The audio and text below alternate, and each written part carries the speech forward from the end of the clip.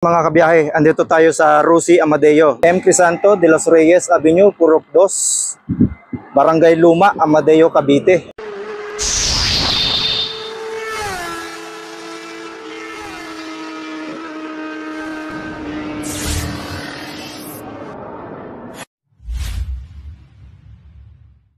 Napakalaki ng outlet nila dito sa lugar na ito, mga kabiyahe. Ito yung Rosie Outlet. Ayan.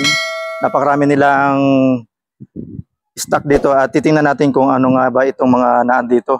Pero wala pa rin, mga kabiyahe, yung hinahanap natin na Rosie Plus 150X.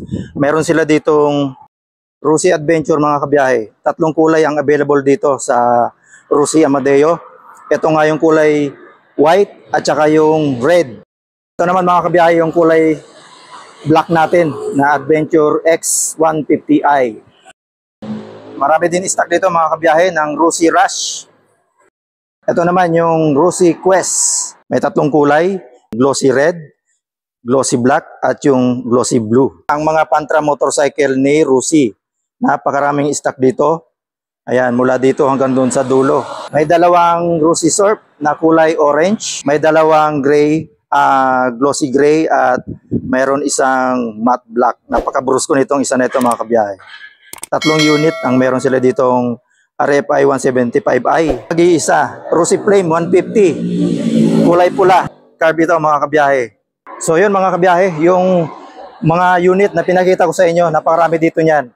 Yung inaabangan natin na Rosie Plus 150X, i-order lang po natin kahit o kung saan man tayo malapit na Rosie Outlet. At kung gusto naman ninyo, dito mismo sa Rosie Amadeo, kung malapit kayo dito, pwede kayong umorder at makaka-avail kayo ng Rosie Plus 150X o maging yung ibang unit na gusto ninyong ma-avail. So available po yan.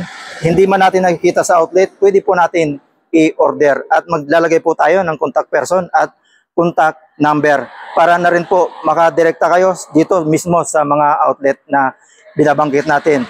At sa ngayon, ito lang muna ang may papakita ko sa inyo. Hindi tayo magre-review. Pinakita ko lang yung lahat ng stock dito sa Rosie Amadeo Outlet para makita rin ninyo at yung magugustuhan ninyo, mga kabiyahe, i-avail nyo na dito. At shoutout na rin sa nag-request ng presyo nitong Rosie Quest. At ilalagay ko na lang, mga kabiyahe, yung presyo niya. Dahil para makita na rin mismo ng mga iba natin pang kabiyahe. So, sa ngayon, yan na muna. Kung nagustuhan nyo ang ating video, may subscribe na lang ako, mga kabiyahe. Hanggang sa muli, kita-kits, biyahe ni Frank. God bless.